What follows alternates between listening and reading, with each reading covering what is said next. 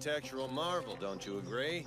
A proper royal residence once upon a time, and more recently, our former headquarters. Fancy, yes, but absurdly impractical once the scouts got down to business. Much, much too far removed from either river or wall. Now, this opulent bauble is little more than a holding cell. The place where we store our newest toy.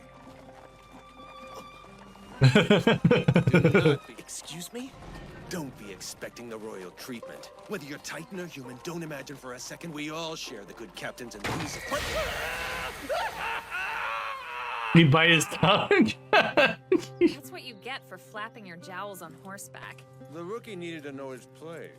Yeah, I'm sure he learned it. Well, you certainly made an impression on him. Our exchange went exactly as planned. What happened to you? You never used to talk like this. I mean, it's really none of my business, but if you're trying to act like the captain, it's kind of embarrassing.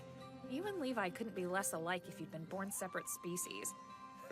If you intend to hound me like a wife, Petra dear, there's rather more of me you need to be acquainted with before laying claim to the privilege. Oh, brother. So here they are. The Scout Special Operations Squad. The Levi Squad. Petra Rahl, 10 Titan kills to her credit. 48 kill assists. Oduo Bozad, 39 kills, 9 assists. El Jin, 14 kills, 32 assists. Gunther Schultz, 7 kills, 40 assists. Every one of these scouts was handpicked by Captain Levi for accomplishments in the field. They're my executioners. The ones who will end me if I lose it. Look at these weeds. This place Need has it. gone to hell. It's been abandoned for years. Best grab a broom and get to work.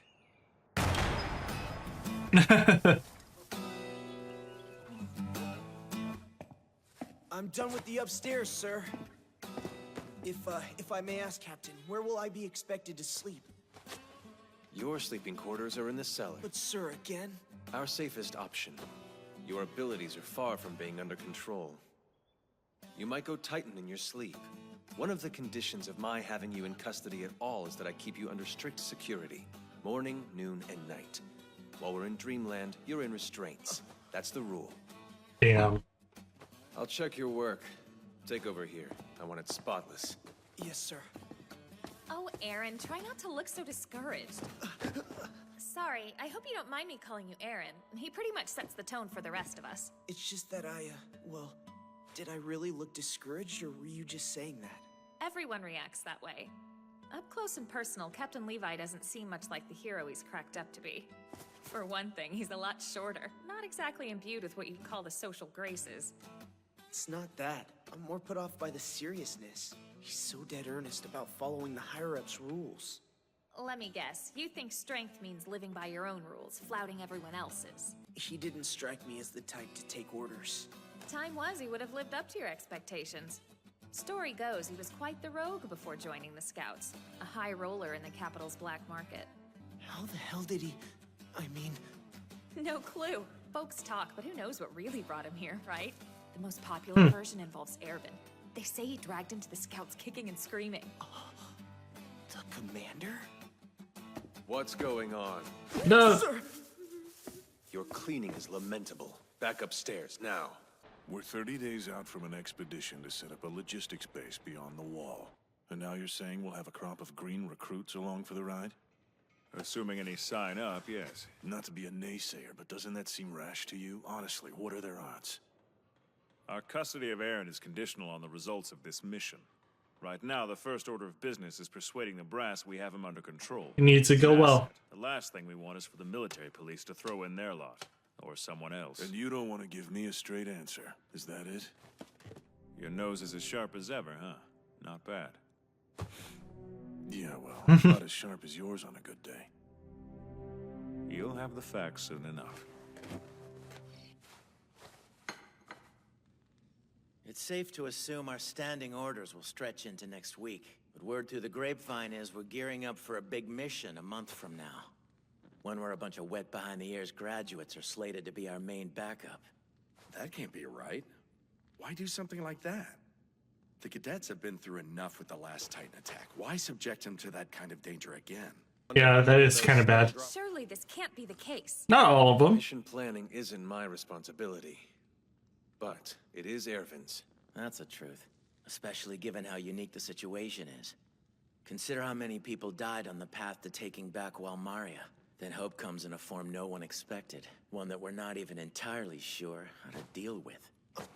Don't mind me. I'm not really here. Just keep talking about me. So how does it work, this whole changing into a Titan trick? Really? Wish I could tell you, but the fact is my memory's not clear. I do know the trigger seems to be hurting myself in some way, like biting my hand. Wait, why do I know that, but nothing else? Because it's before you turn. Not that you know who won't have a go at it. You'll be lucky to come out of it alive if that one lays. That's such a weird way to drink that cup. Who are you talking about? Good evening, Team Levi. How is Castle Life treating everyone? Suppose I couldn't help myself. Section Commander Hanji? Hello, Eren. In the event you haven't pieced it together yet, it's my job to spearhead the Scout Regiment's research efforts. Essentially, I poke and prod our captive Titan specimens. I'd very much like your help. Like, what would I have to do? Join me, of course, on a quest of scientific discovery. I'm happy to help, except I'm afraid it's not up to me. I'm under close restrictions by order of the higher-ups, you see. Levi, what's on the docket for him tomorrow? Clearing out all the weeds? Excellent, then. It's cinched. Young man, tomorrow will be grand. Okay. Okay. Just so I'm clear, what exactly will I be doing? Running experiments or something? Idiot. Shut up. Ah, I knew it. You possess a singularly curious mind, don't you? Give them the room. Well, my inquisitive friend, if you insist. Why not lay it all on the table? I intend to get better acquainted with the Titans we looked upon and trust. As a scientist, naturally I started with a standard battery of tests we conduct on all such captures. Hello, beautiful. First was an attempt at communication. Do you have a name? Are you in pain? Section Oh man, that is so close. Hi there. Lovely weather, don't you think? You're crazy. Oh god. That's what I've been trying to tell you! Sadly, my findings were consistent with all other past attempts. Oh No my communication gosh. with them seemed possible.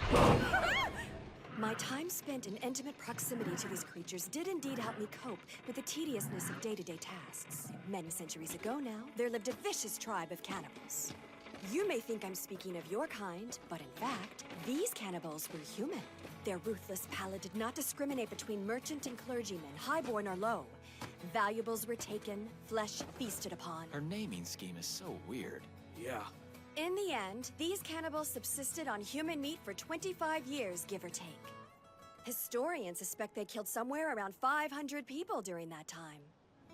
To their credit, though, they perfected the art of preparing flesh. Steaks cut from hindquarter meat, leg meat diced and Okay. added to Can you stew. not? Sausages made from blood clots and intestinal lining. In fact, one might even suggest they furthered the culinary arts. In that respect, they were distinct from you. Alas, this tribe of gormandizing cannibals were caught and executed by the providence of a single mistake. You both underestimated your quarry's resourcefulness and wound up captured, victims of your own appetite. In honor of the cannibal tribe's notorious leader, I'm going to christen you beauties accordingly. You'll be Sani. You are Bean. I'm not going to publicly disembowel you or burn you at the stake. Pleasure to meet you, Sani. Likewise, Bean. Let's be chums, huh? That's how I came to name the 7-meter Titan Bean and his grinning 4-meter companion, Sani. This is not a good idea. The next step involved sensory deprivation, denying them sunlight. Observing as we do that Titans are less active in the nocturnal hours, we may extrapolate from this experiment that the sun is likely a key source of energy for them. Nevertheless, I discovered a profound difference between the two.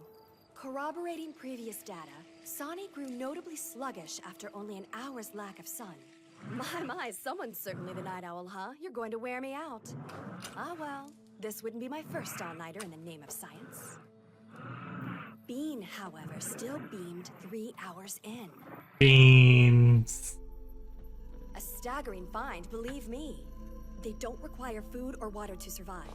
They possess vocal organs but have absolutely no need to breathe. Every Titan may have a different threshold for sunlight withdrawal, so I have to be careful. Don't want them dying on me, you know. Several have passed on in captivity owing to my ignorance, sad to say. 2 in particular perished of decapitation when we accidentally struck the soft spot. Chikatoloni and Albert, their names were. Such adorable ear-to-ear smiles. What I did to them was terrible. I mustn't let that happen again. I couldn't bear it. So... Carry it on! Physical contact with them was the next obvious step because I simply had to know whether or not they experienced pain as you or I! Oh! Look at him! He's in absolute agony! My poor bean! I'm so sorry! No! God. It's the only way to learn if they had any weaknesses, apart from their names, you see. Sonny? Sweet pea? I've skewered you straight through the heart. Does it not hurt, dear? Don't you feel that? If he felt pain, he was unwilling to show it. Go on. Talk to me. Jeez. For the love of God, stand clear! You almost got me that time, didn't you, darling? You want your head chomped off? Sonny's range of expression is somewhat limited, I think. The only things he knows to do are lunge and bite. Commander, all due respect, you talk like they're badly behaved pets. It's just, they're the single greatest threat mankind has ever faced. They've nearly driven us to extinction. You've seen them in action countless times. True. In fact, more than my fair share of friends have died in the jaws of a Titan right in front of me. When I first became a scout, I fought them out of pure white-hot hatred. But one day, I came to a realization. I'd kicked the severed head of a 3-meter Titan out of spite. Might as well have been a feather. What? In the realm of improbability, that fact would seem to rank fairly high. And such was the case with every Titan. Contrary to the appearance of density and great mass, the severed limbs were light as tree bark. I've been given to understand that when you transform, your Titan body materializes as if out of thin air. In fact, the only way I can think to describe it is to say their appearance stands in sharp contrast to their true substance. We've been fumbling around in the dark, our prime offensive tactic based on contempt and fear. One guided by knowledge, a whole new way of looking at the enemy. Of course, it could be a complete waste of time. Nothing ventured, nothing gained. Joining the Scouts has been an eye-opener. Shock after shock. And it's not just Section Commander Hanji. Everyone here's a little off. It's like I've wandered into a sanctuary for crackpots. But that's been the appeal of the Scouts all along, right? If you don't mind, I think I should hear about these experiments in greater detail. Really? Yes, I want to know everything. If I'm going to help you tomorrow, I'll need it. Well, I might have glossed over 1 or 2 important details. Right, full disclosure then! We may be here a while. I ought to start from our first captured Titan. That was the birth of my first hypothesis, you see. The experiment yielded nothing of positive value. But listen to me rambling on. I'm sure you surmised all this from your training. They did cover this stuff, right? Nope. Yes, they Maybe. did. Great! We can use that as a jumping-off point for my own theories. Let us review, shall we? Huh? Well, Consider how the Titans... Section Commander Hanji, come quickly! The test subjects, they're dead! Both of them killed! What? Killed? Did they get loose or? Oh. Sonny! Bean! How could this happen? They were such valuable specimens. Is this a soldier's work? Yeah. Damn. Killed just before dawn, apparently. By the time the guards got here, the bastard cleared out on ODM gear. Whoever it was must have had a lookout to warn him about the guards. Oh dear. Someone's gone stark raving mad, haven't they?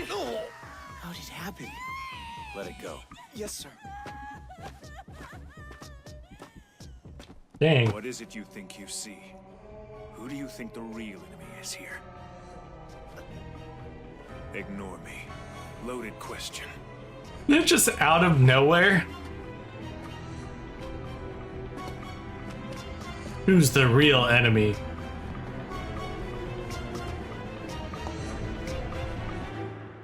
Okay, not the episode that I was expecting. I was expecting they would be gearing up for, that mission outside the walls. I guess not yet. We'll be looking forward to that. Kept me on my toes. The nerves.